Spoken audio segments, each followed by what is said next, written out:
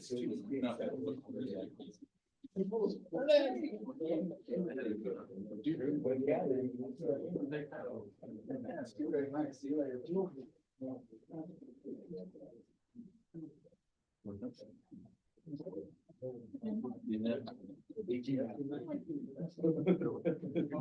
we're live now. Thank you. I'm going to call to order this meeting of the City of Huntington Common Council. Pledge allegiance. I pledge allegiance to the flag of the United States of America, to the republic for which it stands, one nation under God, indivisible, with liberty and justice for all. Father God, thank you for those that are here to serve the city today, our employees, our citizens that come here and voice their opinions, but also our council and other staff that are here to make decisions today. I ask that you be with us, that you guys direct us in the decisions we make, that we are looking for the care of others, and that we're considering others in these decisions for these things. We ask you, sons. First thing, ask for a approval of the minutes. Motion to approve the minutes. I'll second it. We have first and second, all those in favor? Aye. Any opposed? Motion carries. Approval of claims. I'll make a motion to approve the claims. I'll second. Got first and second, all those in favor? Aye. Any opposed? All right, motion carries. Next, we're gonna kind of go a little bit out of order here. We have a Buzz from here. You guys pronounce your name right, but all right, Ron. Be able to discuss the gas rate presentation that previously was discussed with the utility rate advisory board. You were all here for that vote and presentation of the resolution from them to consider a gas rate hike.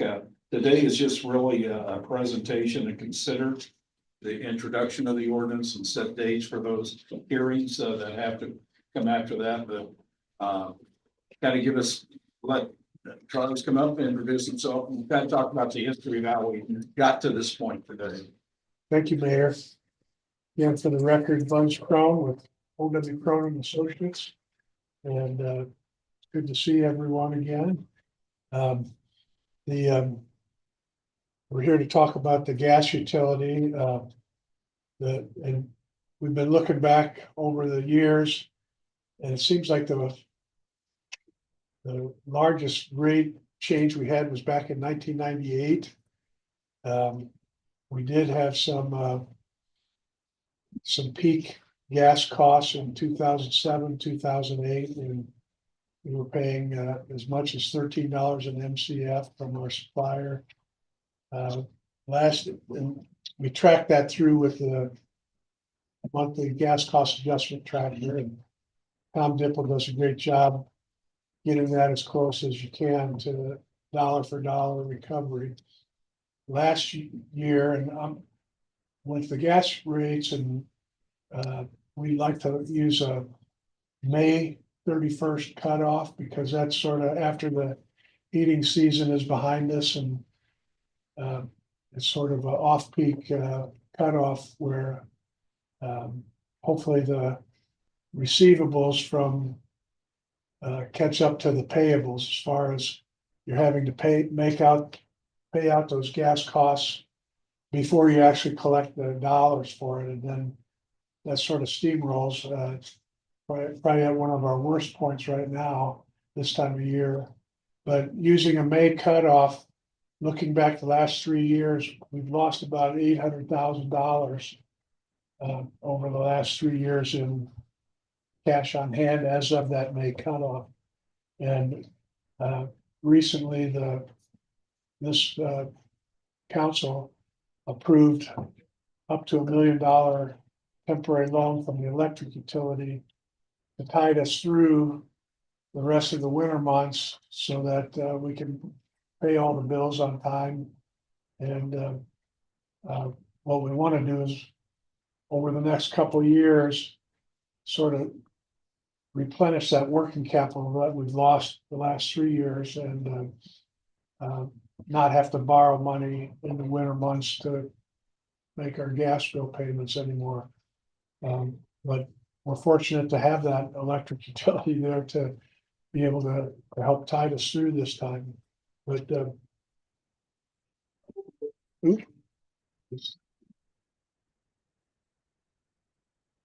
There. There we go.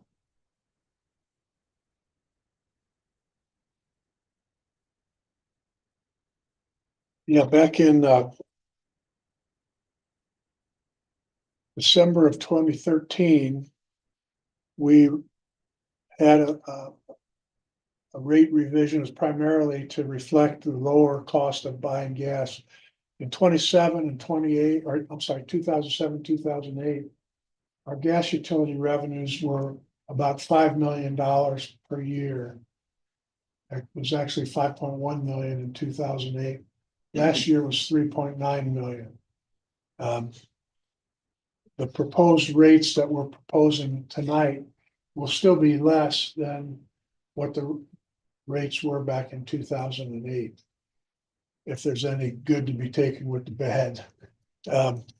But again, since 2008, our revenue stream's gone down about 1.2 million, but it's really just been in recent years that our cash flows have been declining.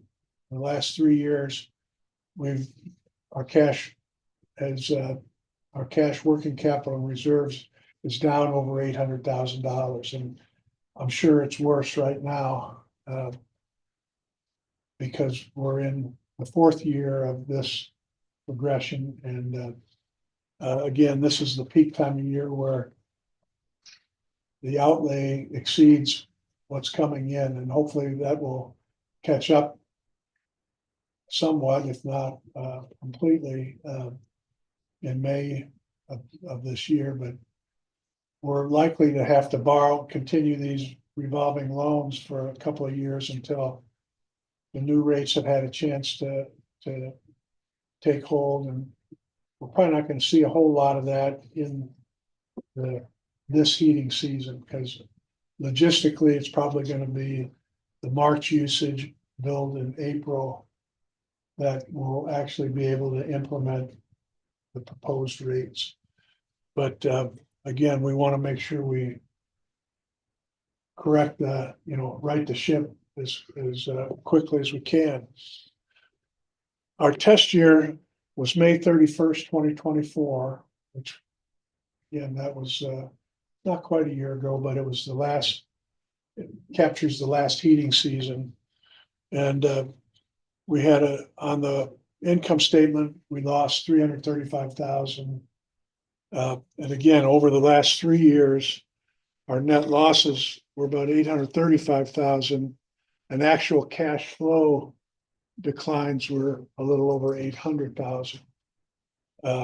Again, it's probably going to be another $350,000 or so this year, I would expect.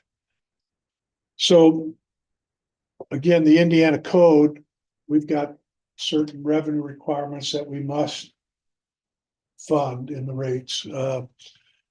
First of all, our cash operation and maintenance expenses, which includes purchasing gas from our wholesale suppliers, working capital and cash reserves. That's a big deficit right now. Debt service on bonds or other indebtedness and debt reserves. We're fortunate to have the electric utility to be able to loan us money very easily that we can pay back very easily, but it's probably going to be a revolving loan for the next couple of years. And then depreciation or an allowance for capital improvements.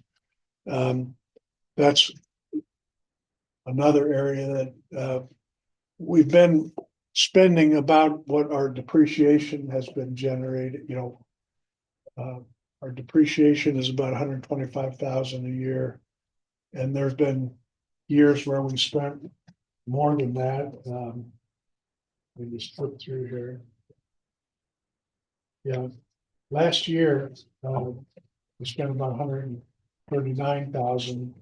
I'm on page 4 of that report. If you're, but But even in the prior years, we didn't spend that full depreciation amount on actual capital outlays, but we still lost, had deficit cash flows.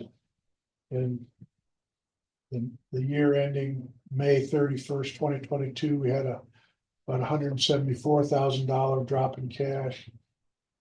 In 2023, that same cutoff of May 31st was about 322,000, and last year was about 310,000. So over 800,000 of our working capital has eroded over the last 3 years.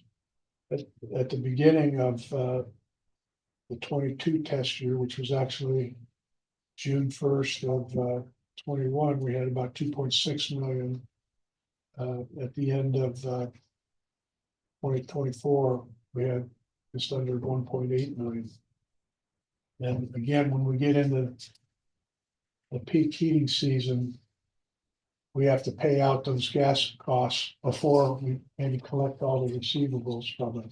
So that puts us in the pinch we're in right now, where we need a temporary loan from the electric utility.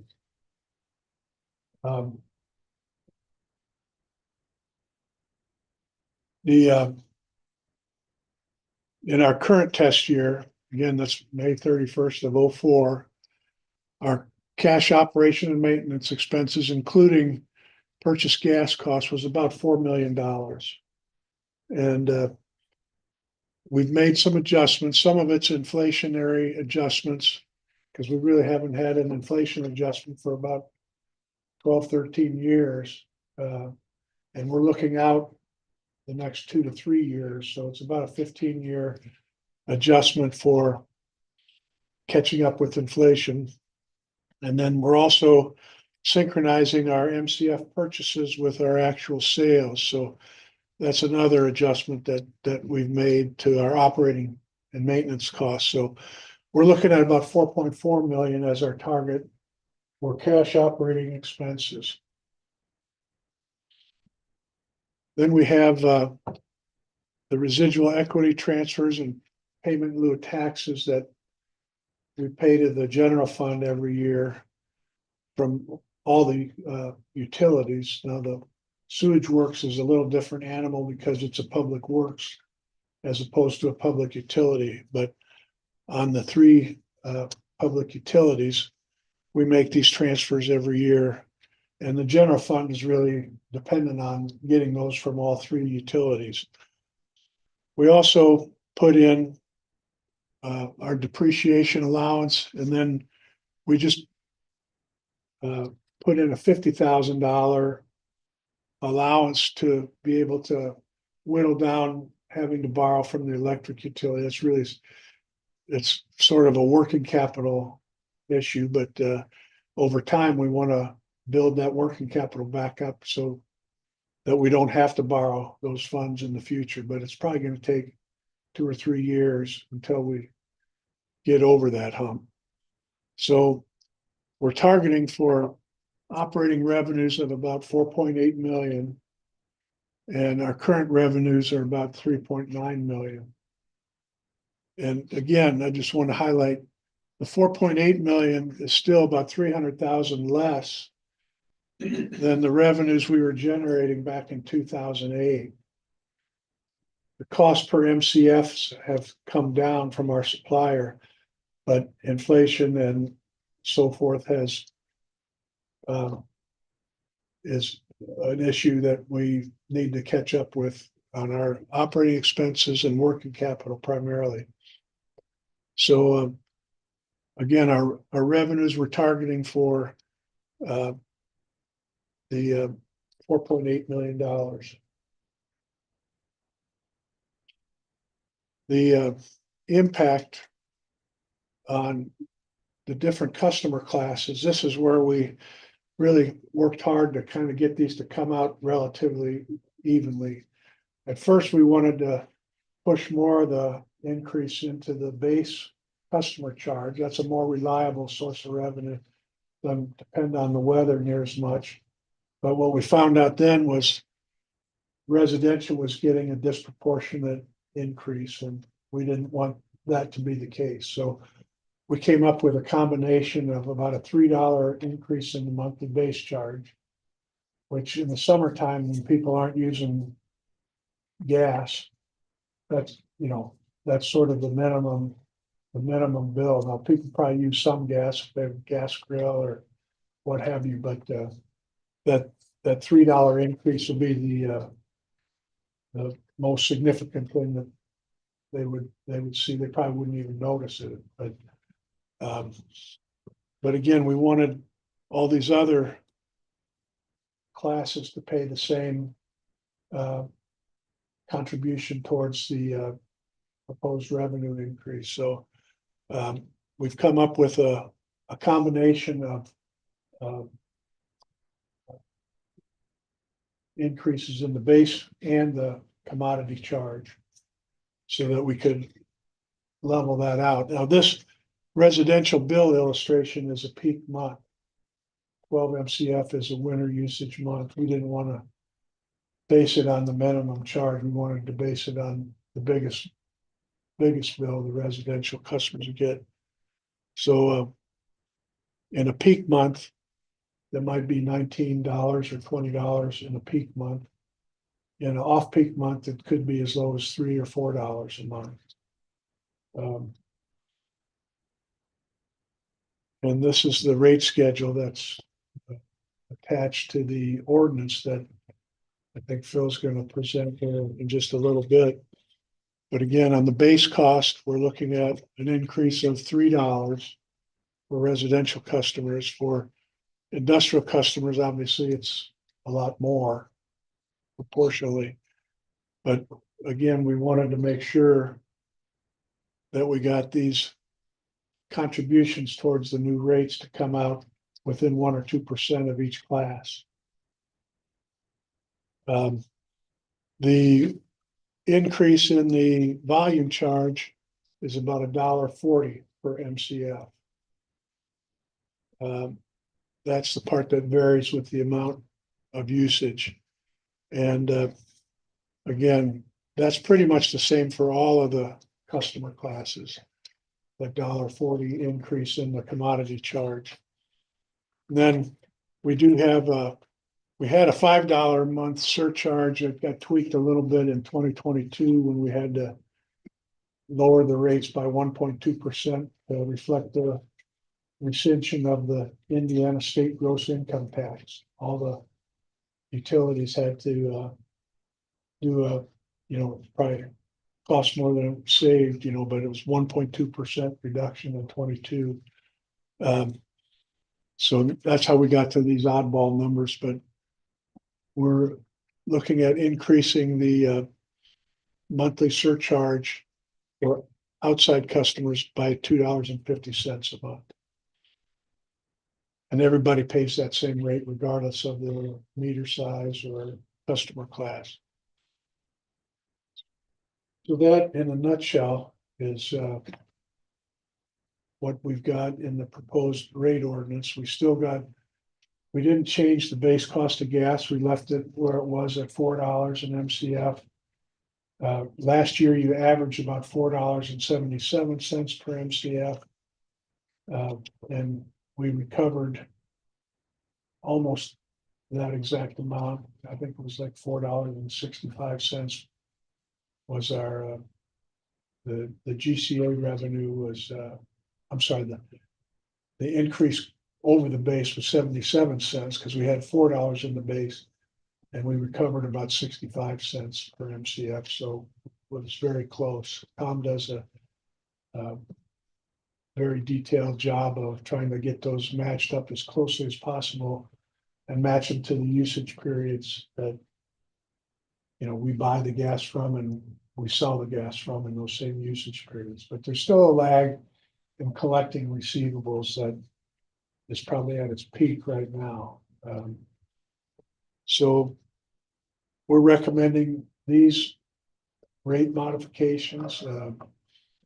Again,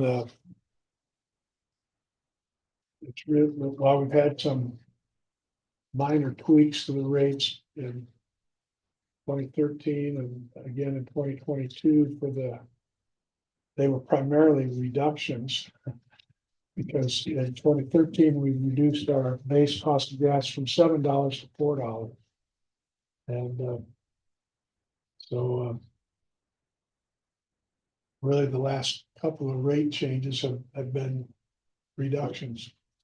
We generated 3.9 million last year in our test year, and going back to the 2008 period of time where gas costs were at their peak, we were at 5.1 million. So even with the rate adjustment that's proposed, the rates are still going to be less than what they were back in 2008.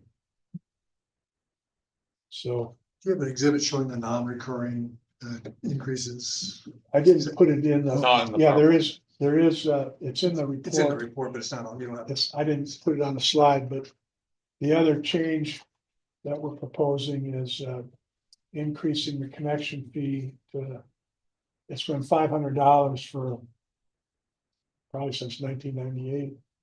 And we wanted to get that up closer to what we charge for a water connection, because there's a lot of similarities in costs of tapping the main and putting in the meter and so forth. So I think the water utilities at 1,200, we're proposing $1,000 for the connection fee for the gas utility. It's on page 3 of the ordinance too. Yeah. And then appendix B really is not changing. We just left it at the $4 per MCF. We left the tracking revenue we generated in our test year, which we covered that difference. There's some months you buy gas at, less than $3 an MCF, and then there's other months where you might be paying $7 or $8 an MCF, but on the average, we average about $4.77 last in our test year. So that in a nutshell is what we have to present, and I'd be glad to take questions. I think you've all received copies of the full rate study. We'd be glad to try to answer any questions you might have or comments you might have. And this again is just a introduction tonight. There'll be a public hearing at some point next month. So there's still time to introduce it, and then if questions come up, you're always free to give me a call, or we'll address them at the public hearing. But questions or comments? I've got two different charts here, and I'm not sure I understand the difference. On page 19, it shows an increase for residential customers at 27.5%. And on page 22,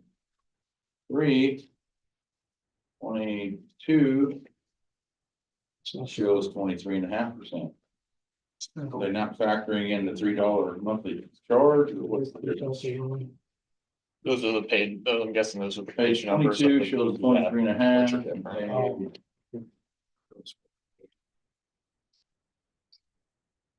Proposed change. So those two charts, one of those charts represents the average change in that monthly bill. So for a resident of 12 MCF usage, that's gonna be the peak month of usage. So that's comparing a monthly bill, while the other chart is only comparing revenues. So that would be the bit of discrepancy in those percentages. So those are not going to align perfectly because they're two different charts. One is for just looking at that peak monthly bill, while the other one's just going to be the change in 12 months of revenues.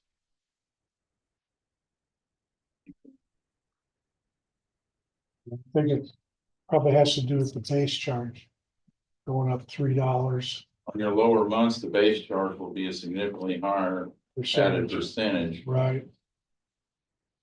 So is it fair to assume 27% is more accurate? I mean, over the course of the year? Is that gonna average out to the percentage of increase for the customer? Yes. Yes, What if inflation drops? that'd be great. We can always. I think we've got some time that we need to build up our work, replenish our working capital. You know. I hope inflation drops. I don't know that I've ever seen that happen. But if gas costs drop, that's an automatic flow through. The rest of our revenue requirements are pretty much, you know, personnel costs, the amount of money that we pay over to the city general fund. I don't think your hard costs will change much.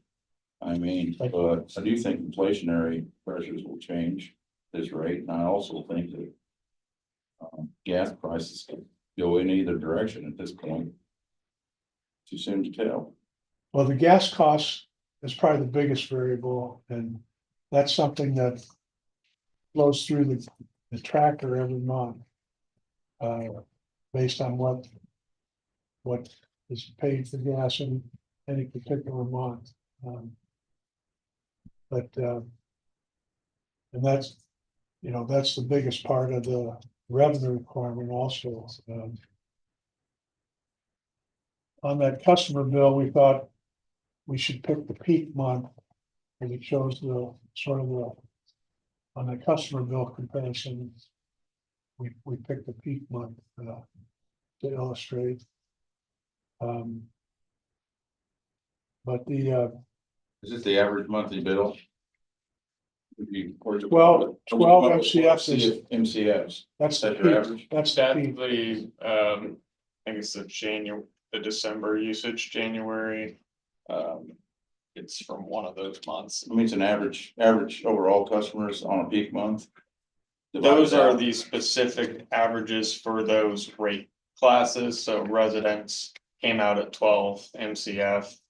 Or I just gotta check and see what month that was, but it was the peak It was month. either, So it's an average of everybody in that class. it was either Average December or January of, Well, that's, yeah. that's what I'm trying to get at. January usage, February billings. You did everybody's residential usage for the month of January. Divided by The number month, of the divided- usage divided by the The number amount of- of customers. amount of residential customers, Yes, it came out. to and the 12 average is 12 MCF, For Yes. that peak month, right?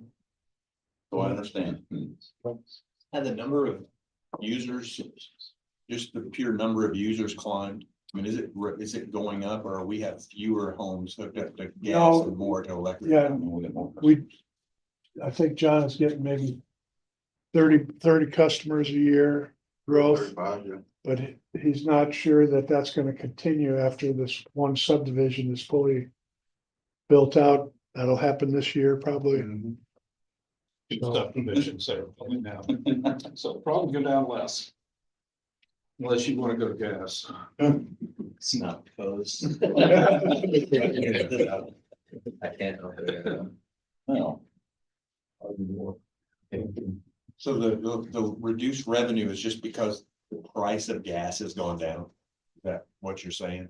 Because our That was, users are going up, that the price of gas has caused our department's revenue to fall from 5 million to.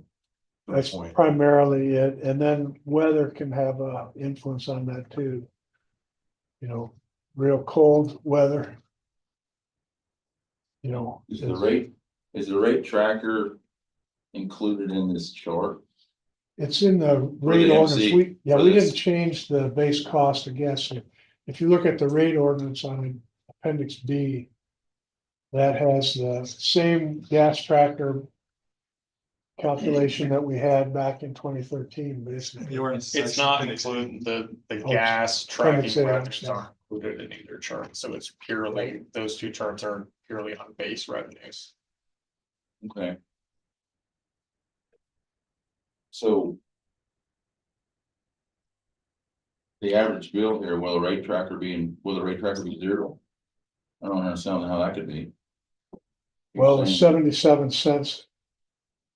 You know, the average gas cost for last year was $4.77. Our base cost was $4. So there was, I think the tracker generated about 65 cents per MCF. um, And last that's all year. done in arrears. Pardon me? We do that behind. Well, yeah, you bill I'm in saying a, it's done in arrears. you bill a month in arrears. But the usage periods are pretty close. We try to read the meters about the same time that the cutoff for the wholesale purchases. So, I mean, there's probably gonna be a little bit of fluctuation there, but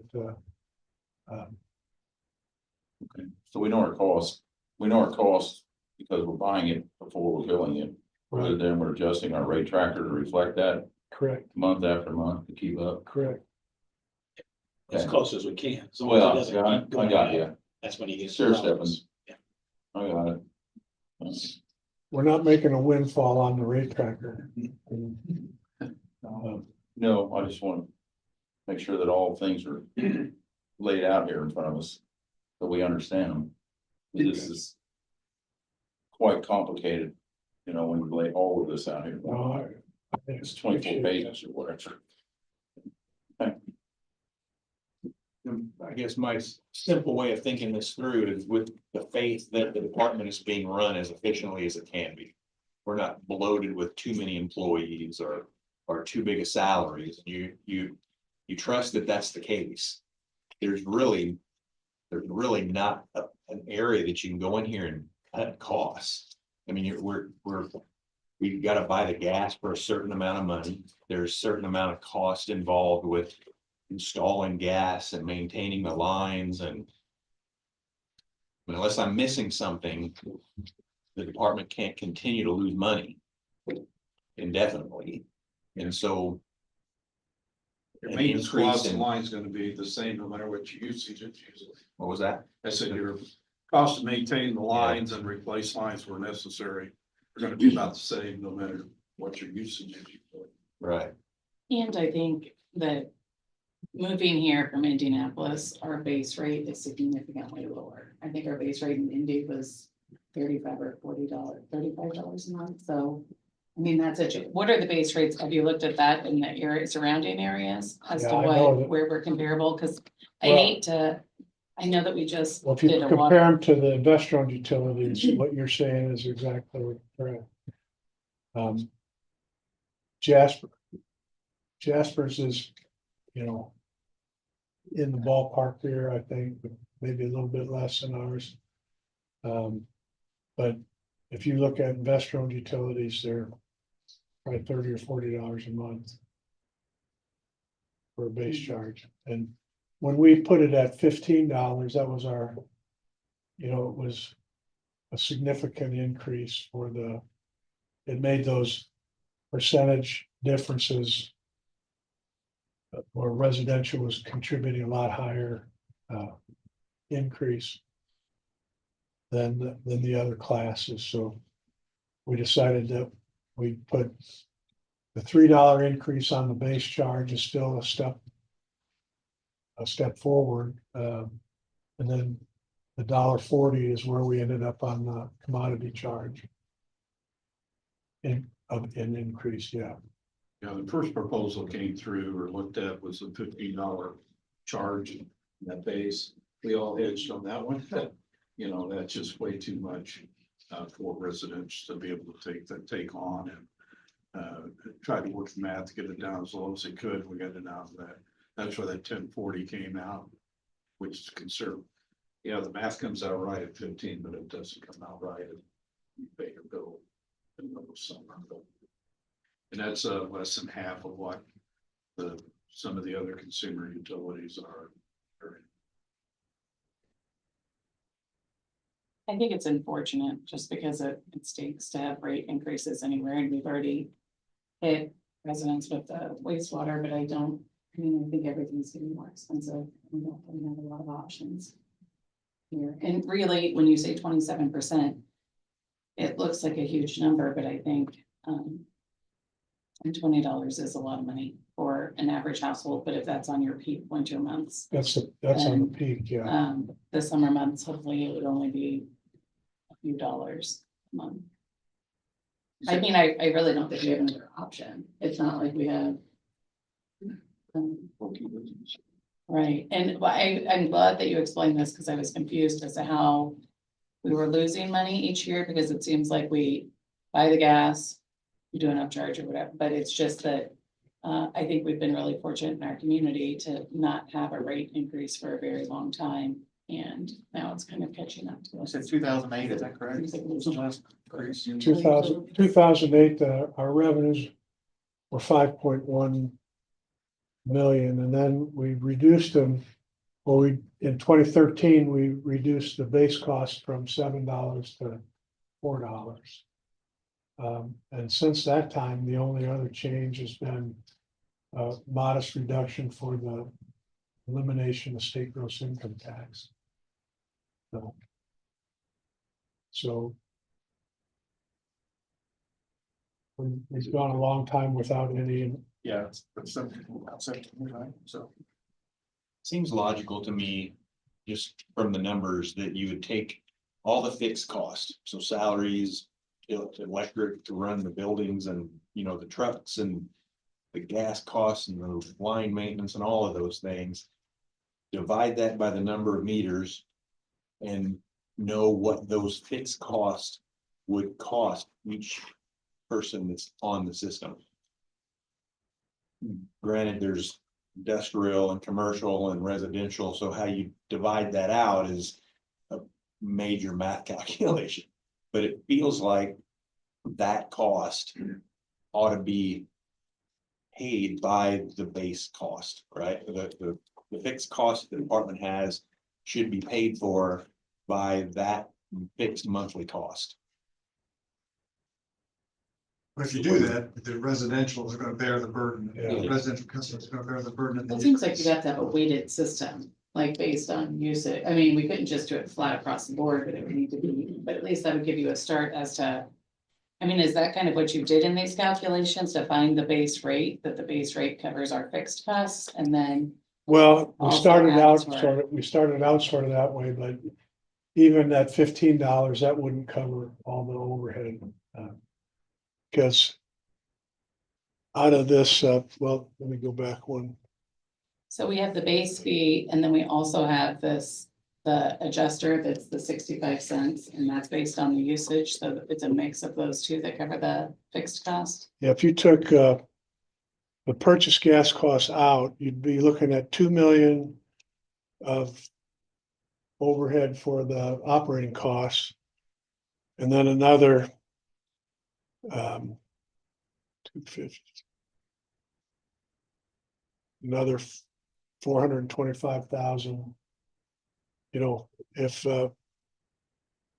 we did all these other, the amount that we transfer to the general fund is the same every year. So you'd probably be looking at closer to 2.5, if you took 2.5 million divided by the number of meters.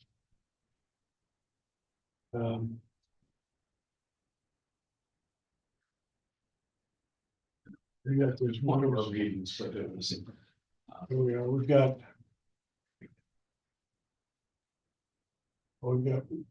we send out 45,000 bills. Yeah. So $55 a month, how much? what's, 55, the 2.5 million divided by the 45,000 customers.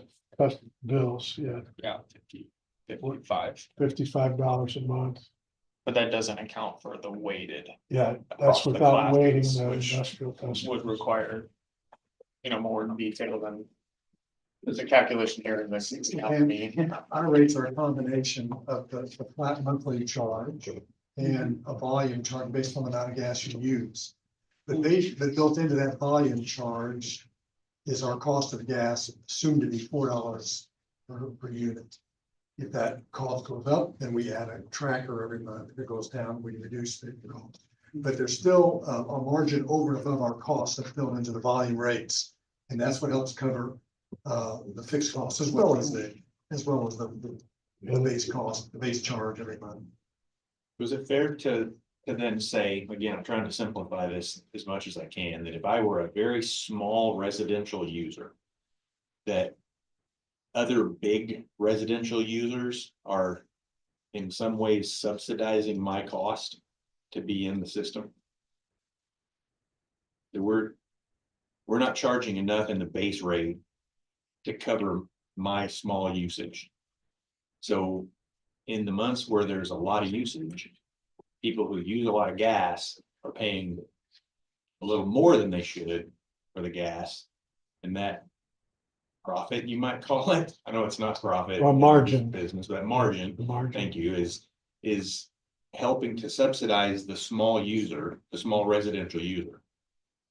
I mean, if I'm a small user, I would want to know that I should thank some people for helping me keep my bill down. Yeah, I think you're being a little too simplistic because the customer that uses more gas is putting more strain, more demand on the system and creating more costs. And I think also it just depends, like in my house, our gas, all I have is a water heater and a stove during the summertime. So it's like, whenever we lived in Indy, it was awful because it was $35 a month, no matter what. And it's like, it showed that we used like a quarter of a, whatever, BBU or whatever it is. No. And so that was really, I wish that it would have been more based on, I would have rather paid more based on my usage than for the, I think there's a point when if your base rate gets too high that it doesn't make sense. But you guys are giving this some deep thought. I agree, and I appreciate all those comments, you know. And it's a Well, statement. They're all true. The only thing we can do with this is introduce this, and it has to have, you have to have public hearing, you have to have input, all those things. Yes. So nothing's decided at this point, but. How about if when we vote on this and if it passes, it'll be starting in May? Is it May? It's probably April, maybe April, first. March, usage, I don't April, know how you do it. recovery, if you decide to pass this during the month of Right. February. Okay. I did have one specific question, and then I am reason on page 17. It shows a interest income reduction of like $59,000. We don't have that money to invest anymore, so we didn't want to, It's gone. well, right now we're paying interest to electric, so. We didn't want to rely Shame on on, that. pardon me? But It's a pretty good rate. You know, the limit goes, yeah. Yeah, I know the lender and I know the rate. It's not bad. Okay, I got you. Okay, Just checking no, that's where that a good question. significant reduction came from. I assume you don't just, Yeah, we just didn't want to rely on having that much income from investments when we own the electric utility. We don't think, hopefully it's more than 10 grand, but that was just an estimate that we felt comfortable at that level, but not at the $60,000 or $70,000 Yeah. level. had to throw a dart somewhere and, I know. okay, These shortfalls don't include this heating season. The what now? So the shortfalls don't include this heating seasons. Right, yeah, I think we're probably looking at 300,000 or 400,000 more 17. depletion. Page 12. How long do you think it'll take before we get back up to what we should? It's actually page 12. I would like to 2 think years. in a couple, in Oh, 2 years, maybe 3, depends on the weather. know what you're getting. But I think it is. that was one of the thoughts in pushing all and everything into the base charge. It would have been a more reliable source of income, and we get it 12 months of the year. But when we looked at the impact on residential versus the other classes is when we fell back to coming up with a combination. And Tom and Debbie and Brandon and I and Amy spent a couple work sessions on Teams meeting where we were trying various combinations to, you know, get those contributions by class more equal. And we did increase the industrial base charges higher than we did the residential base charges.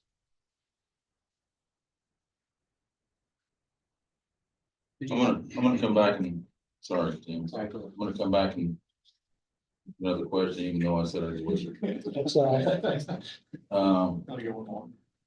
There is a increase in meter readings lately. Don't we read our meters electronically now? No, I mean, most of them. safety.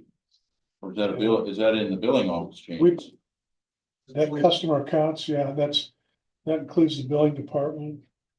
Those are shared between all the utilities, I believe. That's meter reading and the customer account.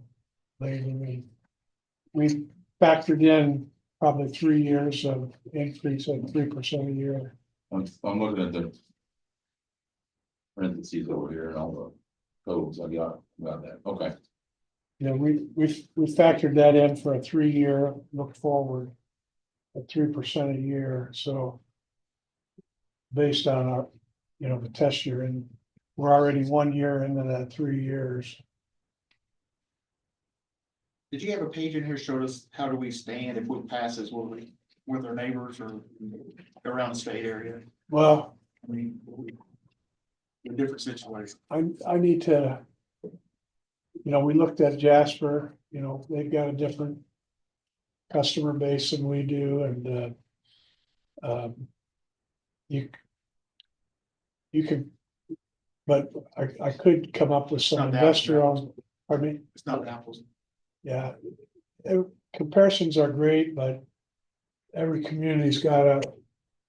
Make decisions based on their own unique facts and circumstances, and we're probably gonna be a little higher than Jasper.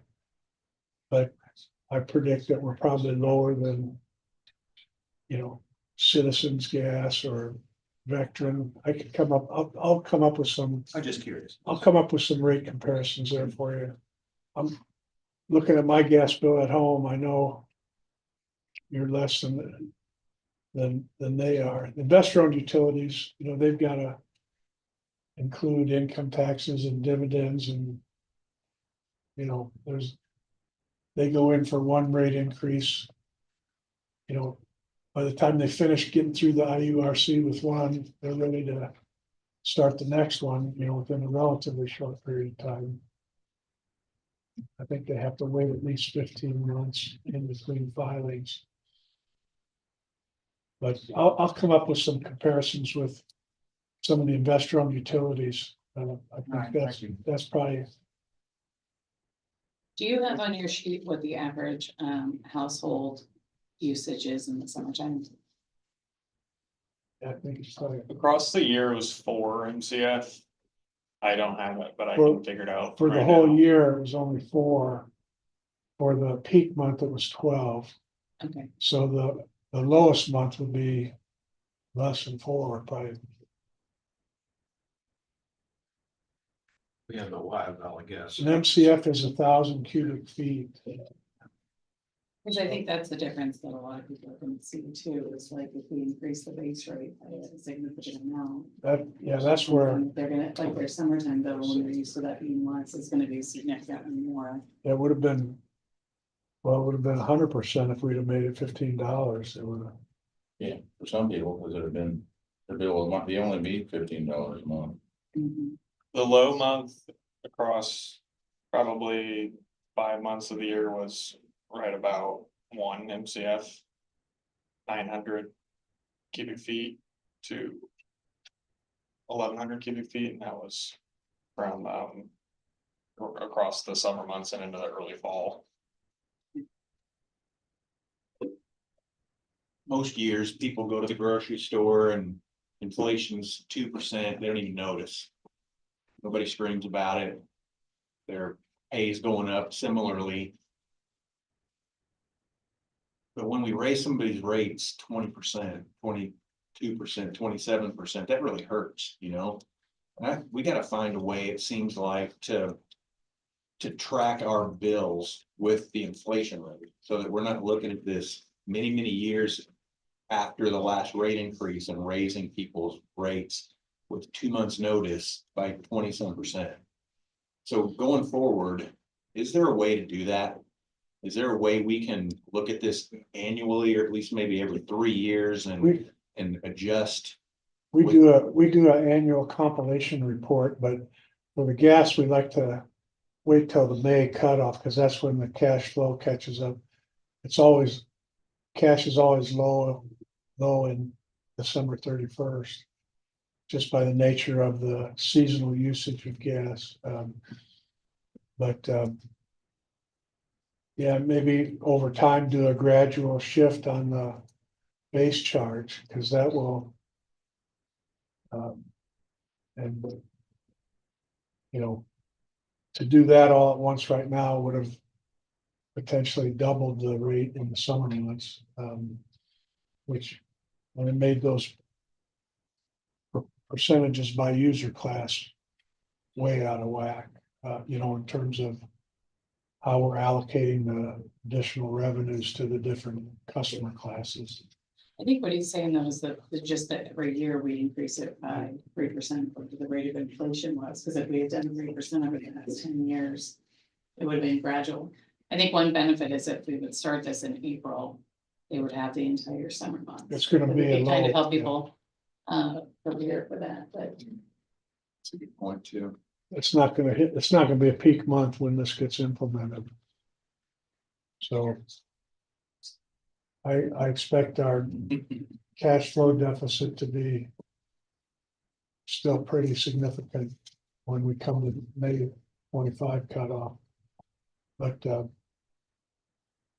I think do we have a limit? Is there a reason why we're not doing is it just a pain to do it? Because it seems like the same with like the wastewater, the different Yeah, utilities, that if we would- just did gradual. It's possible to put all of our utilities on a rotating 3-year evaluation and have a rate accountant look at every 3 years and maybe stagger the utilities. So it's not all 3 utilities are increasing the same year. But each rate increase does require the evaluation of a rate accountant. We can't just pull a number out of the air and stick it in there and say that's more than one. What is the cost? The rates have to be adjusted for fixed and measurable differences or increases in operating costs. And that's what Mr. Crone does. What is IRUC or whatever, what kind of a period do they like to look at? Is it 5 years, 3 years, 15 years? I mean, we're looking at stuff that's 08, that's 15 years ago. Yeah, well, they won't look back that far, They'll, That's what I'm driving at. I think that world's gone. yeah. Usually you'd have a couple calendar years and a test year and a IURC filing. There aren't too many municipal utilities left under the IURC. There's a few. I've got a list somewhere, but when Dale Helmrich took that action back in, was that 82, 83? It seems like that. And it had to do with those curtailment charges. Wow. And then there was a landslide after that where, because for 40 years, this town of Bremen, Indiana was the only one that really opted out of the commission years and years ago.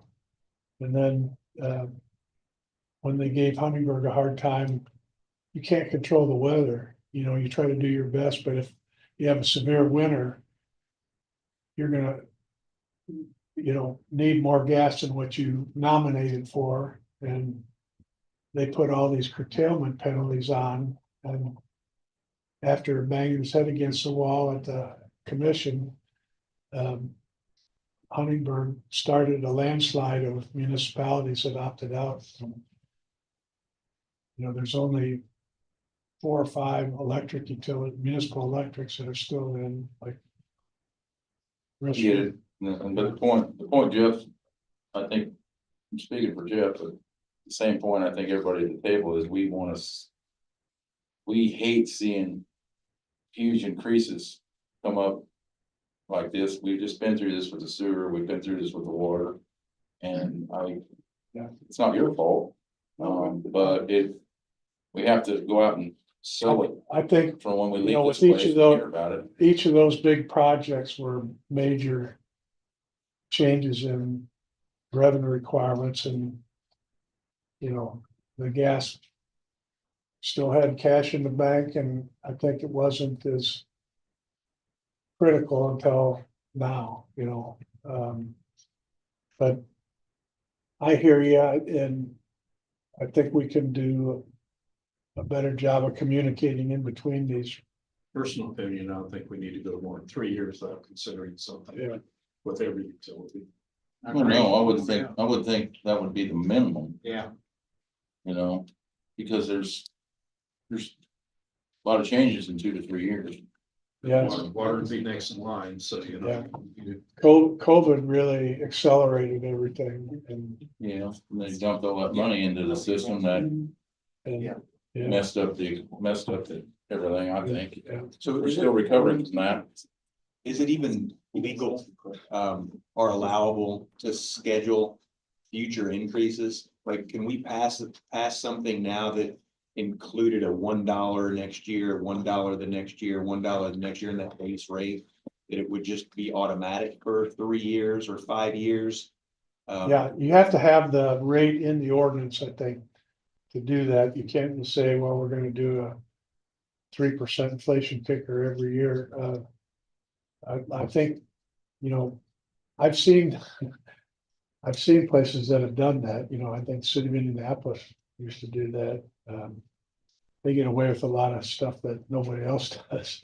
Of course, they ended up selling out Citizens Gas or Citizens Energy. But if that's something you want to consider, you know, we could add, you know, a change to the base rate for the next 2 or 3 years, or I don't, What is the average cost of one of these studies? What was that? What was Well- your The average cost of like this study? If we would do it every 3 years, if it's a significant amount of money, that might not make sense either. yeah, That's not money. you know, it's not near as much as it would be if you were in IURC, I can tell you that. The time spent, you know, in meetings and, you know, that's where we sink most of our time, actually doing the reports. You know, it's probably maybe $4,000 or $5,000, something like that. But then when you're ready to take action, we've got to, you know, Bill spends time on current ordinances, we spend time with meetings with the key staff people and the city officials, and then the public meetings, a big part of that too, but I don't think, you know, it would be too much more than what we do. We do an annual report, compilation, some of the banks that we had loans with wanted to see a, you know, independent compilation report prepared, which we've been doing those every year for, but then with the gas utility, we like to do the May cutoff. But we don't go into the depth that we do on a major rate study, but it can still give us an indicator if we're going up or down. And I think we could communicate that better than maybe what we have in the past with you all. I'd be I glad think to. at least that would allow us, based on to see the trends of what's happening, that we could see this ahead of time without having to do, and then maybe if we see where we're getting too far into it, because I mean, wouldn't it answer it with the cash on hand and? That's a big- That's your Looking at cash is king, you know, that's certainly answer, one of I the think. dynamic indicators, but, you know, putting, you know, converting that to, you know, revenue requirements and, how much interest income we're able to earn with our cash reserves, that's of course, until a couple of years ago, we weren't earning anything anyway, you know, it's really just been the last couple of years that interest rates, you know, really made or could have made a significant impact. But But I think we could do a better job of communicating that with the council going forward.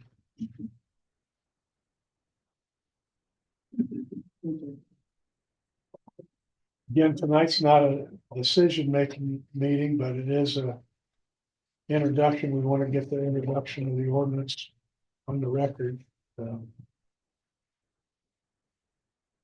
Utility Rate Advisory Board met with Mr. Cronin prior to your meeting tonight, and I reviewed this study with him, and Buzz made his presentation, and they by unanimous vote, the three that were present, voted to recommend the proposed increases to the council. So the next step, if we choose to proceed, would be to introduce the ordinance that provides for the proposed rates that Mr. Cronin has presented to you. And then to set that for a public hearing, we need at least a 10-day advance published notice. So it'd be a little bit close to trying to do it the first meeting in February. I'd recommend if you want to have a hearing, do it the second meeting in February, which is 25th, I think. So the first action you would take by motion is to introduce a number or the ordinance, which is the ordinance proposing a natural gas. 2025-04. We have a motion for that.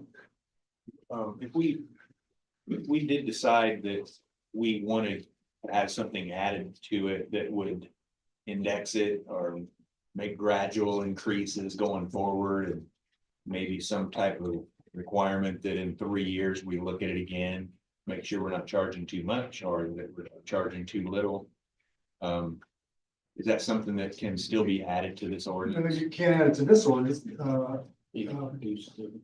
Once this ordinance is introduced, you can after the public hearing, you can amend the ordinance to reduce the rates that are published in this ordinance, but you can't increase the rates that are published by this introduced ordinance. You would require a totally new ordinance. New ordinance, a new public hearing. I'm not at all disagreeing that we've got to fix it. So this ordinance will fix that.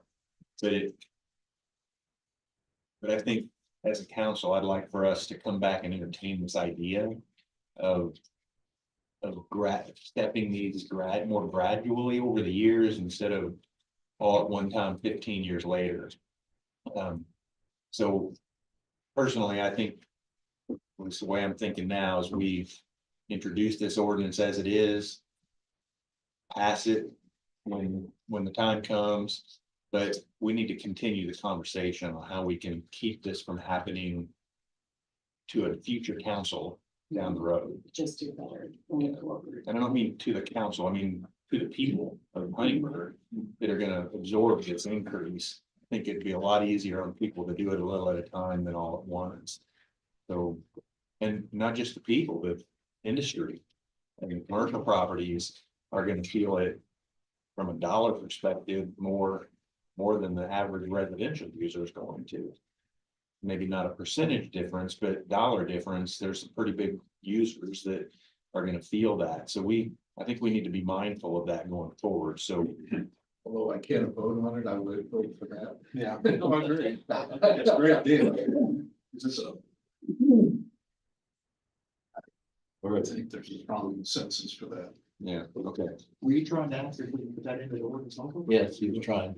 Yeah, I want to know what the possibilities were. Do we include it in this ordinance or can we come back later and Make it do separate. do it separately? As long as we can do it separately again, then. Right, you have to table it. Actually doing the ordinance every year. So I was gonna say, because you have 4 utilities, you gotta look at it all the time. I would say, I think that we need to revisit it each time, and if he is saying that there's a compilation study or where they're doing these costs, I think that. I wouldn't want to say, okay, we're gonna increase the base rate $1 every year without knowing for sure where we stand in that amount of time, and if we're already paying for something that. Will maybe help us to get a better picture of that we're not recreating the wheel, that we can kind of be mindful to just look at those and make those changes. Where do those reports go? You could create that report for the bank, who gets copies? Well, I sent them through Tom and then he deals I sent it back. with the bank, but Were they similar to what we're looking at here? Yeah, they probably not, doesn't have all the projections in it, it's just, There's three sections where in we that can. report, and the first one's a historical financial, and then the second section is the supplemental information. That's gonna be what's in the annual report. Anything beyond that, the pro forma, that's all the projections related to the rate study. But the annual report, we can look at that annual report and tell you whether you need a rate increase. It's not gonna have additional work that's required to figure what that rate increase is, but it can at least answer that question. I think, yeah, I think it might be good, when we get the May cutoff this year. We'll circulate our report through Tom to all of you. And then we'll be able to make some adjustments to reflect the rates that were adopted. And, And you know, just this, just for general knowledge, it would just seem pertinent for anytime that we're doing a report to satisfy just to show the health of a utility, for Right. lack of a better word. And you're sending that to Tom and the banks. It seems like the utility board would be able to be copied on that. And if we had questions, we could, Well, let me interject a little bit. yeah.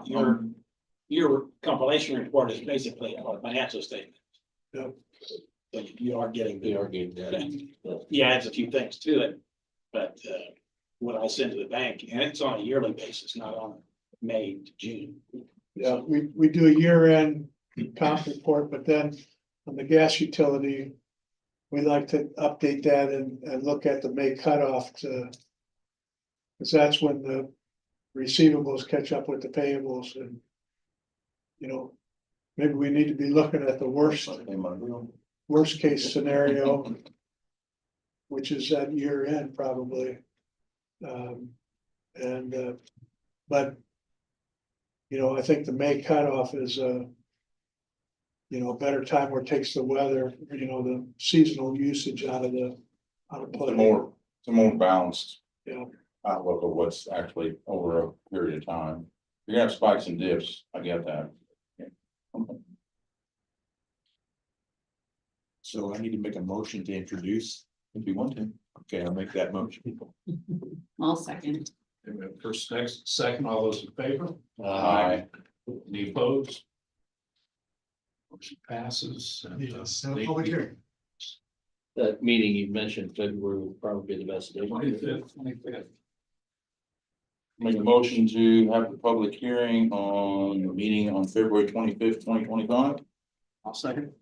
First and second, all those in favor? Any opposed? I'm sorry. Wow, thank you. Motion passes. Thank you. Thank you, guys. Appreciate you letting us go on first. No, I know you go. Apologize. They don't. It probably would have been shorter had you been last. Next time we're gonna put him, yeah, he'll talk less. I should have called him. Next up, we'll go back to, we have a couple presentations here. Good to meet you. Thanks, Brad. We have, resolutions here. I don't know who's speaking, but, Ruger Kirstein's. Well, I might just point, this is the time and date that's advertised for public hearing on the declaration of Poplar Ridge as a economic, economic revitalization area.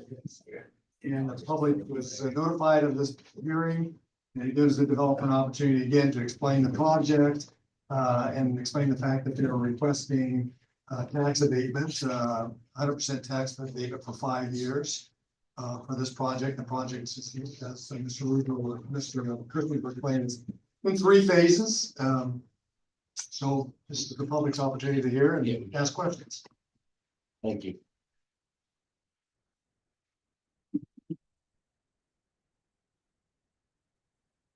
Ruger Kirstein's here on behalf of Poplar Ridge. It's the legal entity, Poplar Ridge Apartments. Myself here and Scott Steinkamp. The project that we're proposing, that we were here in front of you the other month, regarding the tax abatement. So through conversations, I won't go back through the project. I did bring the same presentation boards here, just in case anybody had questions on the project. And then through conversations leading up to this meeting, put together just a very simple sheet showing the land-based tax revenues that will remain intact throughout the project, because the land. You should all have copies of those. He sent those earlier today and we didn't get those in board back, but look, next to the last column is what he's referring to. I've got some extra copies too, in case anybody doesn't have one. But the, it's just a general, again, simple chart showing, the current tax base that's being paid by the vacant land is not getting abated. So that will show in the far left column to where the revenues are still, that are being collected today will still continue to be collected. But then what it's going to show as you go from, left to right on phase one, after the abatement falls off, what will start being paid in property taxes, starting on year, very small, 2033. And then for phase two, will start being paid in 2034. And then after phase three rolls off, what will be paid in 2035. And then as all of those escalate down, then by year 2048, just to shoot it out several years into the future, you'll see that the total tax base is going to show at right around $4 million collected by the city of Huntingburg through this investment. And that's also making the assumption that there's no increase in assessments on the real property through the next 24 years, which would be great. But it's going to, It's good for you. I can't project or predict what the assessors are going to do. So this is absolute minimum, exactly, Still at today's dollars. Yeah. So that dollar figure actually is going to be much, much larger. If you can all remember what you were paying 24 years ago in property taxes, then take that times that $4 million and it's going to be a pretty large number. So the point of this chart was to show and reiterate that this project is not negatively impacting the current tax base. That existing tax base is staying intact. This is just showing what you're gaining through the delayed gratification by granting the tax abatement, allowing this project to go through, and what you're going to receive into the future. So that was the point of that model. Nothing more, but again, I just wanted to keep it very simple and easy to read and follow so that everybody can see, what this investment is doing for the city of Huntingburg. So it's 100% for the first 5 years. Correct. Yes. And then as each phase comes online, 5 years from then, basically is when we start receiving the. So these are, the way it was presented is 3 different SB1s, because we're planning on bringing this on in phases, because community the size of Huntingburg, I think we talked about this on the last meeting, so I don't want to repeat. Following you. Yeah. 100%. So we're just delivering in phases, and to get the abatements to line up to where essentially the abatement isn't diminished by putting it on phase one. By the time I finish phase three, then there wouldn't be a lot of time left, and then the underwriting on the project and the feasibility goes down. So that's why it's staggered out through the phases.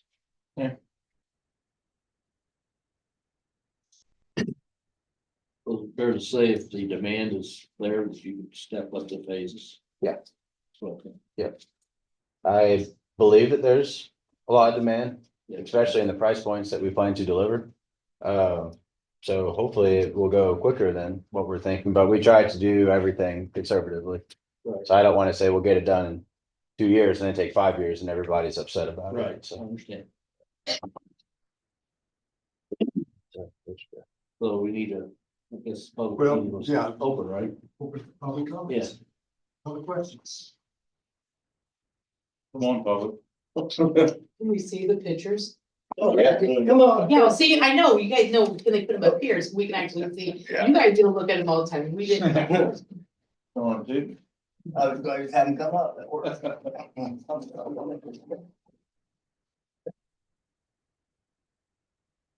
Basically, I remember right. You might want to drive to Washington, they can see this project. Yeah, we delivered, well, majority of, we delivered this product here up in Washington, Indiana. It's a mix of 1, 2, and 3 bedroom apartment units. There's 12 2 bedrooms, 6 1s and 6 3s per building. The square footage on these is larger than a typical unit that we deliver, and the residents of Washington absolutely love the layout.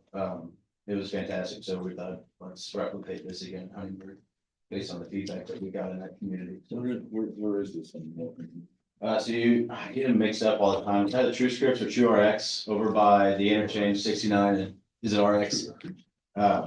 It's right across the street. You're a Hucks.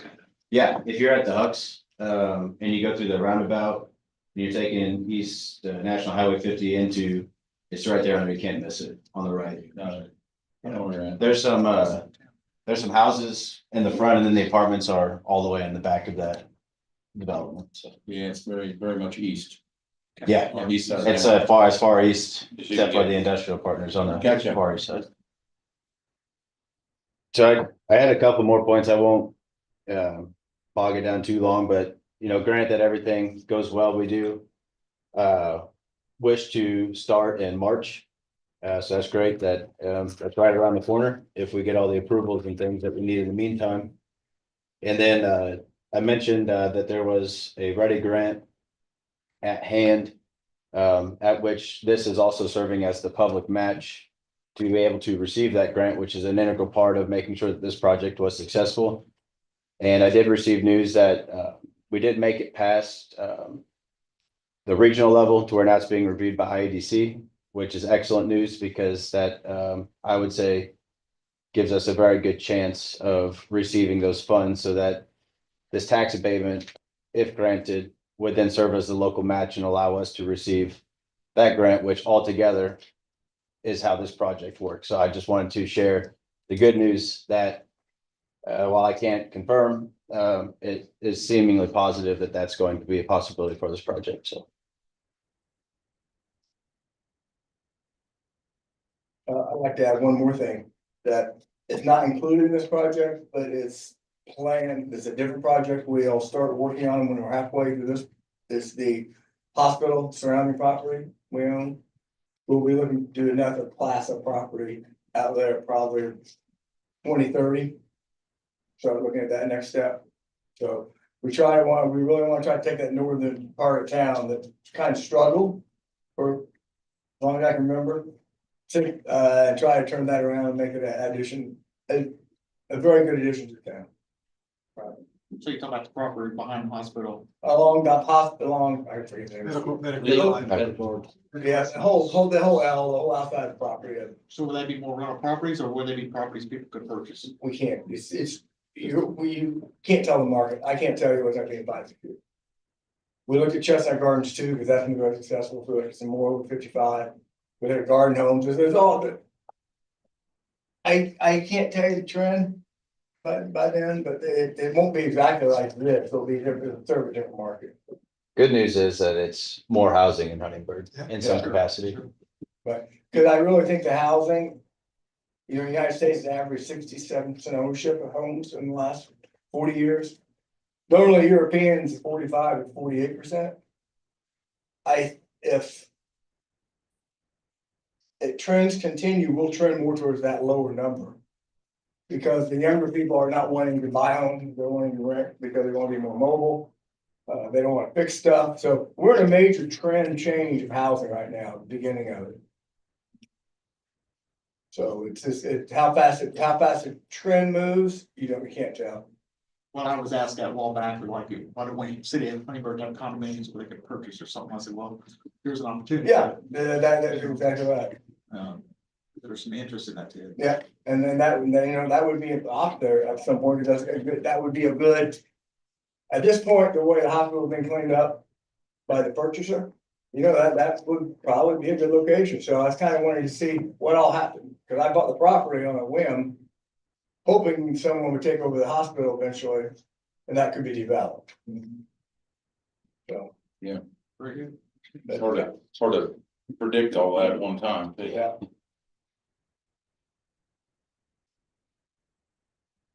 So we need to close public meeting. Make a motion to close. close the public meeting and introduce this for, One at a time, I think. okay. Okay, Make I'll motion to second. close the public meeting. I'll second the motion to close it. All those in favor? Aye. Any opposed? So you have before you, confirmatory resolution to designate an economic revitalization area and economic development target area. Since this is, this request is for residential tax abatement, the area has to be not only determined to be an economic revitalization area, but also an economic development target area. Fortunately, the test for both of them are the same. It has to be property that you believe has become undesirable for or impossible of normal development and occupancy because of lack of development, cessation of growth, deterioration of improvements, or character or occupancy, or age or obsolescence, or substandard buildings, or other factors which have impaired values or prevent a normal development of the property or the property's use without some incentive.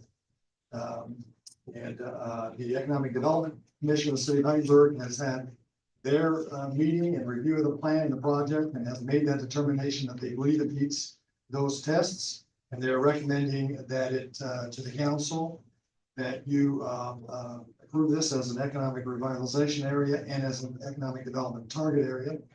One of the tests for being an economic development target area is that there have to be at least 20% of the units available for use by low and moderate income individuals.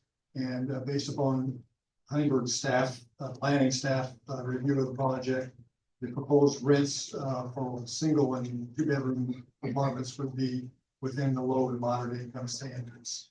And so it meet that test. This resolution would confirm the declaratory resolution that you adopted 2 meetings ago, determining this preliminarily to be an economic revitalization area.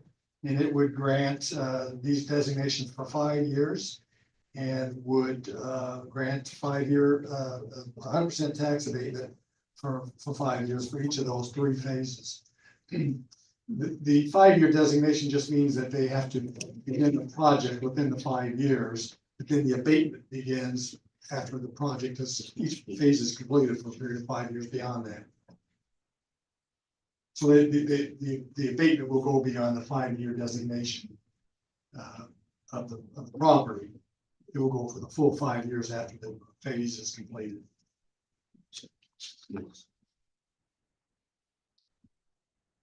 The process would be to approve this resolution by vote.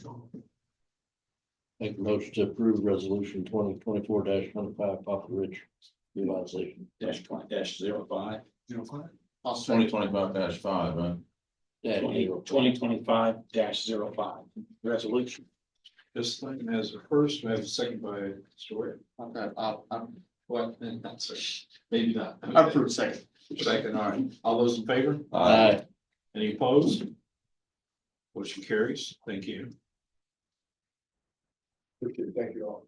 Thank you. The next order of business with regard to Papa Ridge is the final adoption of ordinance number 2426. 2024-26. You introduced that at your previous meeting on December 17. And that's an ordinance that declares this property to be an economic development target area. Economic development target area has to be established by ordinance. And so it makes the same findings. It authorizes the same abatement and makes a finding that this property qualifies as an economic development target area. And you've already adopted, you've already introduced it, so it just requires a vote for adoption. Motion to adopt. I'll second it. We have first and second. All those in favor of adoption? Aye. Any opposed? Kissling. Aye. Vance. Aye. Barron. Aye. Bolte. Aye. Ware. Aye. 5 ayes, no nays.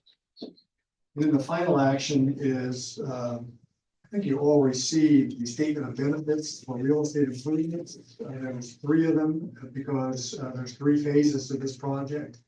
And so the first phase indicates that there's going to be an investment of $6,072,381 in creating 48 units The second phase has the same dollar amount for 48 units. And I believe those properties are on the northernmost part of the development area. And then the third phase is for $3,795,238 of improvements. And establishing, I think it's 30 units, I believe, is that right? Yes, 30 townhouse units. yes.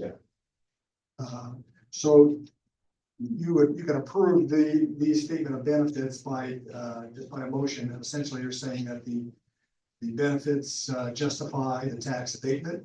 And the motion would authorize the mayor to sign these forms approving the statement of benefits. There's a motion approving the statement of benefits and authorizing the mayor's sign. I'll make that motion. I'll second. Okay, we have first, second, all those in favor? Aye. Any opposed? Carries. That's it. Thank you all very much. Thank you. Thank you. What did you say the time frame would be once you start working around? We did that a year? Well, hopefully we get dry, depends how dry spring is. I get fire up dozers in about A year? a month and a half. Oh, to start going vertical with them Yeah. this summer. Yeah. I hope I'd like fall and get. Yeah. They want. Ideally, I'd say we want to have them framed up and enclosed by the time the months start to turn through the winter. Just curious. So, yeah, Good. Very well. thank you all very much. Appreciate you. Thank you, guys. Yeah, thank you. Thank you for investing. Last meeting, if you remember, we had Lucille Sandoval from a lot here talking about the benefits that they provided our community through the Lots and Resource Center across the street. We had previously agreed the city had to pay that rent at $550 per month. We do have it in the budget for the following year. However, that contract expired in December. So I asked Phil to put together new agreement for 2025, and you have that in here. So what I need is approval from the city to sign and engage in that contract to continue paying that $550 through this year. There was no increase in rents. So this is great environment. Yeah, it expired December 31st. Okay. I'll make a motion to approve. I'll second. First and a second, all those in favor? Aye. Any opposed? Motion carries. Thank you. You want to go through the gas rate again? No. Sure. We have John Rudipola first. Right now, there'll be a bid opening scheduled for the next week, the week after. For the truck, we need to select the bid opening committee for that, the truck that was already you authorized in the bid. Specs were sent out. 18th, I'm sorry. Open bid the 18th at 10:00 a.m. Eastern time. See the appointments committee. You Open typically bids. do the superintendent, the mayor, and the court treasurer. That's typically what we've done. I'd make that motion. I'll second it. Okay, all those in favor? Aye. Any opposed? Thank you, Kerry.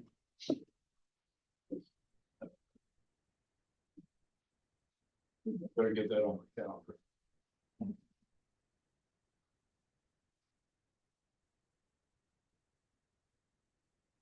Okay. Next, approval of license agreement, taking the live feed to Norfolk Southern Railroad. Can I give a little Yeah. background on Yeah. this? So back in, when was the overpass built? 2016? 2016, when the overpass was built, it necessitated rerouting some distribution lines that were serving the area on the other side of where the overpass was going to be. And at the same time, the overpass was built about the same time. We extended our distribution lines over the railroad to the west of the overpass.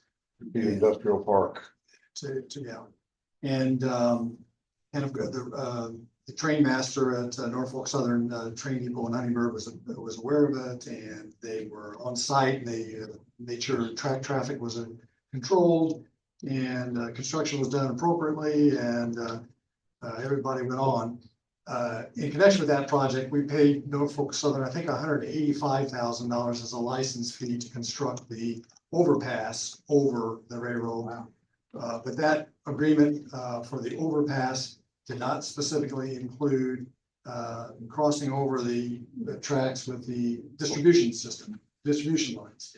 So in October, I think it was October, we got a letter from a company that manages Norfolk Southern's crossing encroachments. They're called Rail Pros, with a demand to pay $45,000 as a license fee for that encroachment.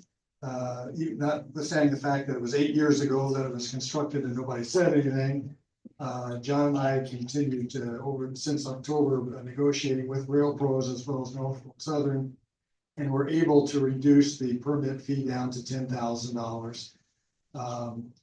Now, I have checked with an attorney that does a great deal of this for private clients, and he said, yes, this is a valid thing. You're not going to get out of it.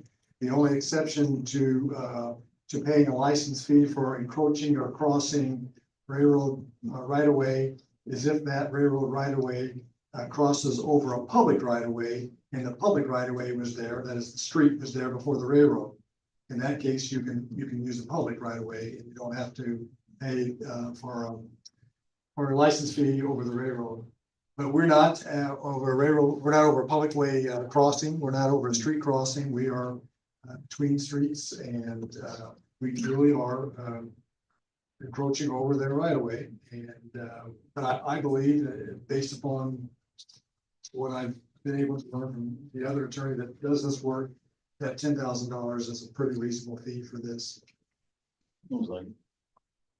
So if you're in agreement, I think the agreement was posted on board pack. It's kind of a long agreement, but I have reviewed it. It's a typical Norfolk Southern agreement with all the protections and whereas and wherefores in it. And I would certainly recommend approving it and authorizing the payment. And no choice, that's what our removal. That's right. Yeah. It's one and done. Unfortunately, we can't charge it. Well, it's actually a 20-year license. So they don't give you a license into perpetuities. It's 20 years. But we'll see whether they remember in 20 years. Yeah. They didn't even discover for 8 years. I make a motion to go ahead and approve the payment. 1 second. And first and a second, all those in approval of the payment of $10,000 for Norfolk Southern. Yay. All those in favor, aye. I'm sorry. Any opposed? And actually, to be clear, that is going to Rail Pros. Norfolk Southern, so. Yeah, the Rail Pros, we pay Rail Pros, but they get a commission, They forward to Norfolk Southern. but they get a commission. So we'll send something on to that minus the commission. Are we allowed to ask how you got the price from 40 to 10? Well, a lot of it was John's input. John's indicated that for the last 30 years or so, at least as long as he's been around, we have provided maintenance service to Norfolk Southern's private electric system. When they have a tree that comes down over their distribution system, they'll call us, and John and crew will go down and remove the tree and splice the line and do it. You know, it may only happen 2 or 3 times a year, but there's never been a charge. Primarily, the city doesn't charge because you won't get paid anyway. The bill just gets sent from one office to the next office to the next office. Nobody. If we don't, our crossings won't work. And So it's more of a it becomes safety danger to those two We communities. did get paid by the last one, Phil. I did Did check on that. It took a while. The bill next time needs to be at least $10,000. Yes. Yeah. And I think it's, we do have to supply them the certificate of insurance. Yes. And we have that, that's already. Wait for trains all day long. Okay. Moving the lines would be more than $10,000. Oh, yeah. Okay, so let's just go with that. We'd have to bore into the overpass. We just did that. like pretty deep footers. Yeah, we just did that up there for the The gas. Main line. Street. Yeah. Relocation there, that was quite substantial. Yeah. That being said, The hits keep coming. Thank you, John. yeah, There you go. main topic being gas, I'll start with the gas department. We did install 2 new services this month, called the Jago. We got 4 applications on file. I think we got like 5 more services to hook up in Jago, and that subdivision will be done. Did replace 13 gas meters with the new census gas meters. This type of weather, we're only changing them out when people are home, so that's why the number dropped. But they are trying to catch people. Then the crew chief and another gas employer are taking their online testing, which is a really good time of the year to do it. We got like 85 online tests. You gotta take the test and pass. So it usually takes a couple of weeks to get that done.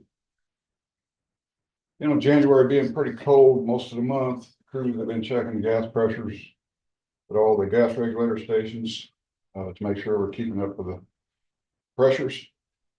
Did a couple tie-ins this summer that seemed to really help. The pressures held better than they did last year. You just don't want to get too low or everybody starts losing their pilot lights and their furnaces and so on. So they've been checking that several times a day. We've got 24 regulator stations. So everything's looking good. Any questions on the gas?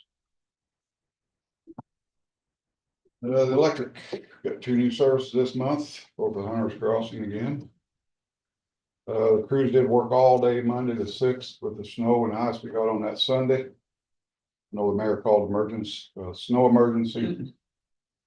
And all the essential people come in, but our SCADA system sent out an alarm to all the electric employees and myself, 6 o'clock that morning. We lost the circuit in the southeast. Big tree branch come down and broke the wires. It was out for an hour and a half.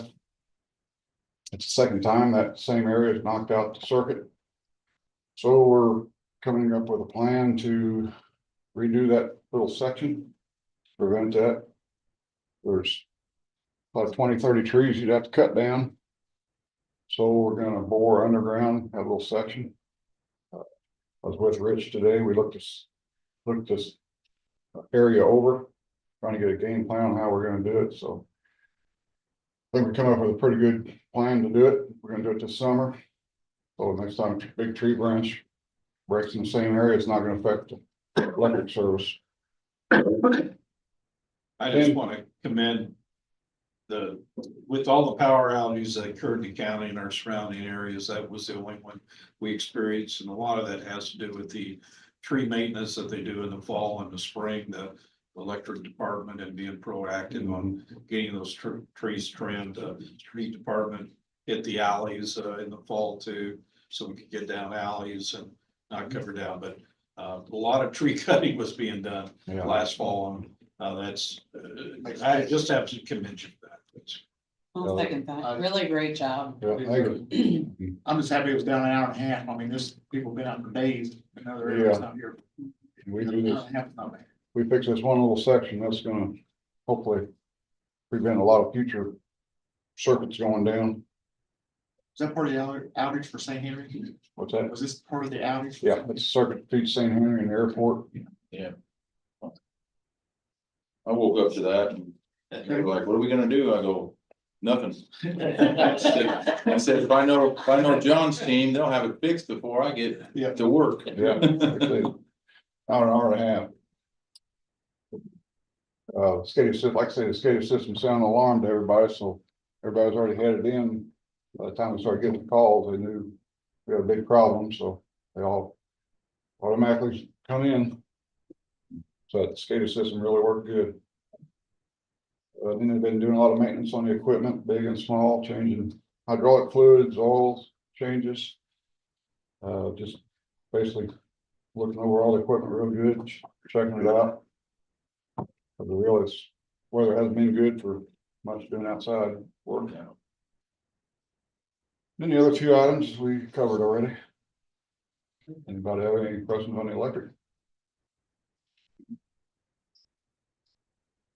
Here's my report. Good stuff, John. Thank you.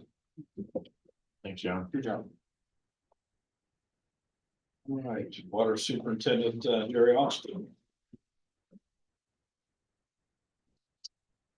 Good afternoon.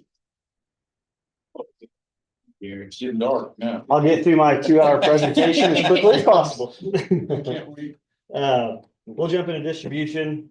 With the weather being as cold as it is, we try to focus on a lot of indoor work. I do have some stuff with us not being here last meeting from last month, some things on here that we had done the previous month in November and December. So we did work on our annual inventory that we do every year on our material for the clerk treasurer's office to be able to get those reports done. We did also talking about tree removal. Anytime we have a rotted tree that's close to power lines or structure or anything like that, John's guys are great to work with. We usually go out, they help us get them on the ground, and then we take care of them from that point. We had one at the west water tower that was close to some electric lines and the fence they helped us with. We did have a service line that was found during Doug Mailing's excavation for the wastewater system there on First Street that was the copper became porous, kind of like some of the pieces I brought into you guys that we found that are multicolored and have holes in them. It was leaching water.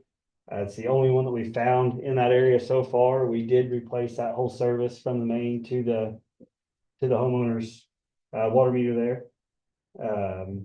And then we also got notified about a potential leak at 12th and Jackson Street. We have a water main there, wastewater has a force main there. So we kind of joined forces there. We did using our listening device that we purchased a few years back that we use all the time. And working with them, we did find that it was a force main sewer leak. They had a 360 crack on it. We were able to help them pinpoint it, and they were able to take care of that repair.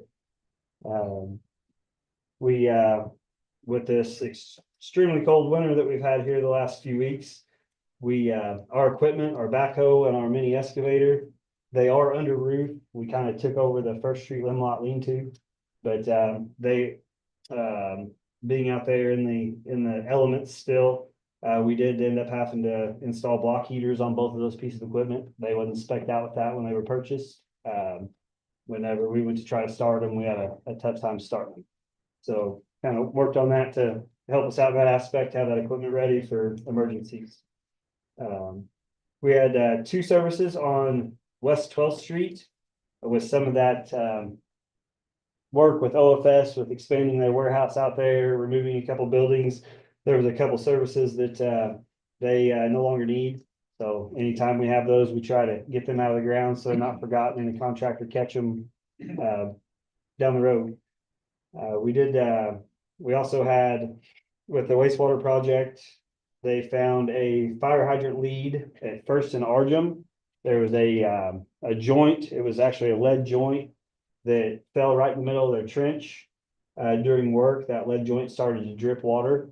So we had to go out there and cut that section of pipe out and sleeve in a new section of pipe to repair that issue. And then also kind of working there with the wastewater project. They did a water main relocate. They have some large concrete underground holding tanks that they were putting in there, and the current placement of that water main is right where they're installing those. So we did kind of work with them. Their contractors did all the work. We just kind of correlated with them a couple water main shutdowns, and then we had to relocate a water tap for the Third Street lot that the city owns due to that section of water main being decommissioned.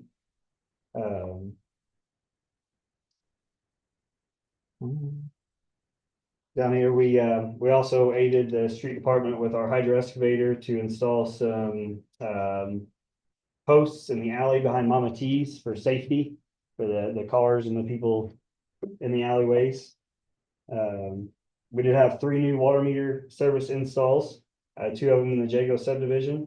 And as John says, I think we have 2 more water services to install there, and that'll be complete for us as well. We're just waiting on tap permits to come in from the developer. And then we had one on the north side of town. We also, this time of year, I don't remember whether it was last year or the year before, but I came to you guys to get permission to test and certify all the city's backflow preventers within our community, within the city offices. So we've been doing that. We did find one at wastewater while we were doing that, it did fail. We were able to get parts that day and we were able to repair that. So everything's put back together there, and the town is protected. Then we did jump over and help the street department with a pretty large concrete pour. I don't know whether that was considered for the North Side Park or for their parking area there. It kind of all coincides together. 70-30. Yeah. And then we've really been hitting hard on trying to clean up and reorganize our water plant, our distribution shop, to assist with mainly efficiency overall, but I mean, we're all aware that we've got stuff stored everywhere. We're kind of out of room. So really to help with that too. Other than that, jump into the filter plant there. We every year we have to update our water supply emergency response plan and submit that to IDEM. So that has been complete and submitted. We did install a flash mixer whenever the water plant was upgraded. Right or wrong, the flash mixer that was there was left in place. There wasn't nothing wrong with it. What nobody really thought of is it is built for a certain gallon per minute. When we doubled our water plant, we increased our gallon per minute by 2. So we had to, we were having some issues with some mixing on some of our chemicals. It was taking longer times for that to happen. So whenever we realized that's what the problem was, we ordered a new flash mixer and got that installed. It's mainly just a PVC tube with multiple chambers in it that helps the contact time and the mix of the chemical. We did service our high service pumps.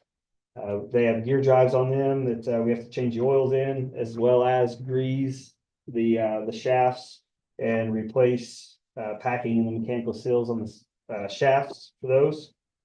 And during that time, annually, we have a CL17 machine, and it analyzes our chlorine input into our water. That is the last point that our water sets before it is pumped into our distribution system. We have to analyze that constantly. Those records are submitted to IDEM monthly, and that lets them know that we are within our legal dosage limits.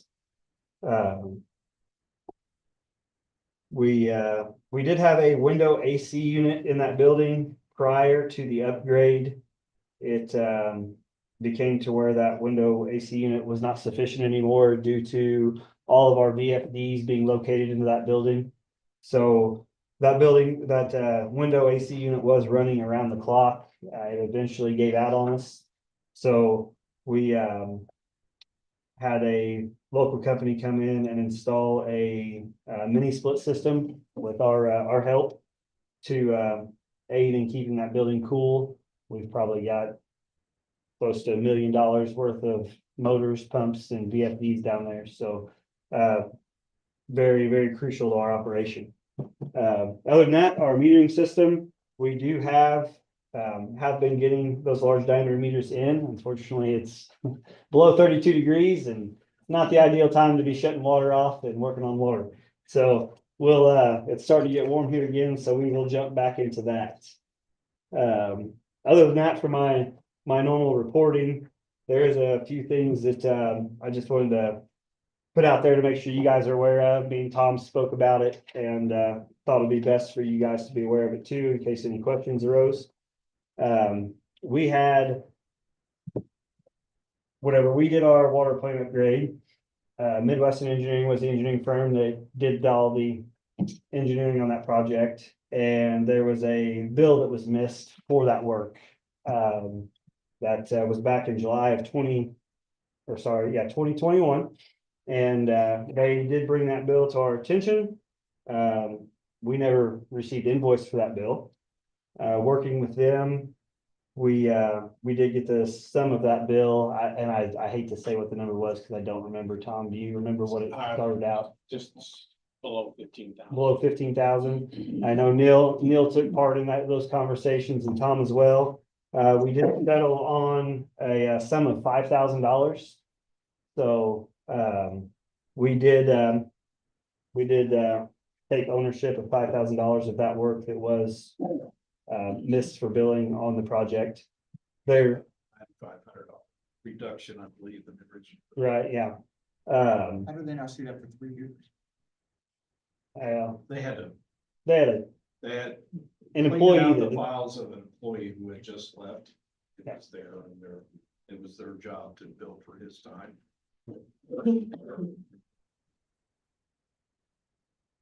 Engineering firm. and then also with He that, verified too, so. yeah. They had to verify to make. Okay, he did verify that it was billed hours. Yeah, unfortunate, very unfortunate, about like the railroad. Just not as long. So with that, it kind of ties into that project and those FRS funds that we had. We have kept that loan open due to the fact that they allowed us to add our new service truck that we purchased in 2022, that we received in 2023. And our meters, with those large diameter meters still coming in, there is still roughly, I want to say it's roughly a little over $40,000 there with that loan that we can turn our large diameter meters into. That was all approved by the council roughly 2 years ago, to be honest. So with leaving that loan open, it did accrue some interest. We had to have a company, we worked with a company, Ice Miller. They had to do some, what was that? A rebate report for SRF to appease them, to show that we are not just sitting there making money off their money. So with that, there was a charge from their company of $4,555.99. Tom and I have spoke with SRF, both the $5,000 amount from Midwest Engineering and the $4,555.99 from Ice Miller are able to be turned into that SRF loan due to the fact that that loan is still open, waiting for the last few meters that we have to come in to bill for that and close that loan. We feel that it's best just to go ahead and turn that in on that, since it was all part of that project. We have submitted payment for Ice Miller already. We have not submitted for Midwestern, just due to wanting to speak with you guys about it first. And that amount is $5,500. Oh, sorry. Okay. For, Ice Mills. Okay, I apologize. Which has I must have already- misread the. Gotcha. But other than that, like I said, just more of information in case anybody asks or it comes up. We just felt it was best that you guys know that and know what we're doing with it and what it was about. The council has a bill for the water department, 5 years old, do we? Bill first, right? Oh, really? Stop it. Let me get these other 15 pages out here. I will talk about some more. Just lucky that SRF is still. Right, yeah. Yep. Good. That's it. Status of the water plant for the repair of the leak. I did just speak with John Wetzel, Commonwealth Engineering. They about have that preliminary report done. And we hopefully, I was hoping there wasn't gonna be a lot going on the second meeting next month. But that's whenever we'd like to possibly get that on the agenda to present. We might, if it looks like the first meeting of the month doesn't look as rough, maybe we'll try to get it on the books for that. Try to get you guys out of here a little sooner. Yeah, fine. All right. Thank you. Yep, thank you guys. Good work. Next, anything, City Attorney Phil Snyder? No, I have. Treasurer Tom Dipple does, yes. Yeah, we got the annual Board of Finance meeting. We have it here because you are the Board of Finance as well as the council. And what we need to do is I need to present to you a report, but I think first we need to elect officers. Currently, Steve is the president, and Jeff is the secretary. A lot of work. Hmm, We don't- It's good. So we need to make a motion to nominate somebody or? Yeah, if you want, to elect for the upcoming year for 2025. If you wanted to, you could elect a slate of a president and a secretary. Nominate a slate. Two people. I didn't have any problem with it. I'd say just keep it the same if they're okay with it. Okay, we're fine with it. Somebody has to make the motion. I'll make a motion for you to continue on where we're at now. President and secretary. President, secretary. I'll second. Got a first and a second? Those in favor? Uh, Any opposed? Thank you. Then you need to consider approval of the minutes from January 23rd of 24.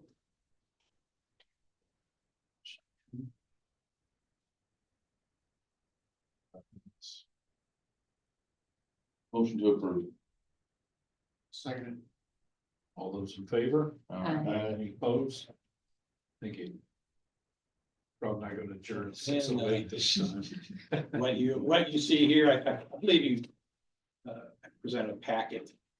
There's 4 pages detailed, 5 pages, 6 pages of the Trust Indiana is where we put all of our money. If it's not being used for operations. That average yield over the last year was 5.2013. We earned $1,284,990.75. With that. We didn't. Yeah. Oh, yeah, president. The city did, we didn't. Good job. Good job on it. So those are there, I'm presenting those to you for your review. You don't. There's no approval or anything. There's no approval, it's just. There you go. And then, It's a nice job done.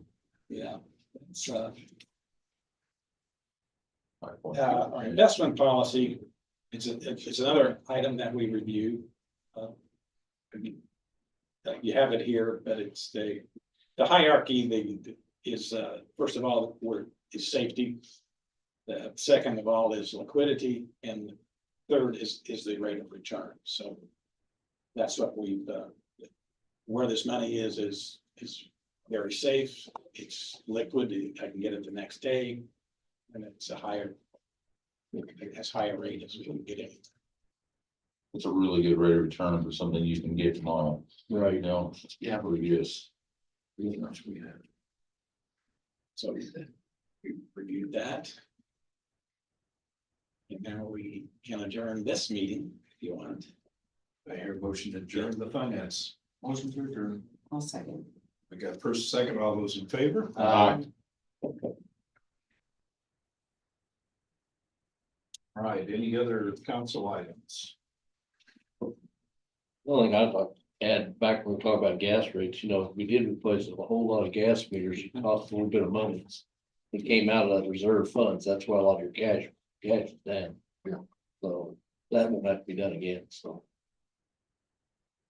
Still got some to change out. they're paid for, probably, right? No, not yet. Okay. It's not. Majority of it is, What percentage do you think you're at that anymore? it's 750 to purchase yet, How many customers? 3,800. So we're in good shape. Yeah. That's what I thought too. I'd I like, wanna, About 78%. I'd like to add that for 2025, the electric rates will decrease 5%. And it will be through the tracker. good deal. The rates are going down 5% Okay. on the electric. It's not. Thank you, the board of make that happen. So let them Yeah. balance out the other. As a councilman comment and as a resident comment, I would like to commend the city on the snow removal and working in the cold, keeping things going.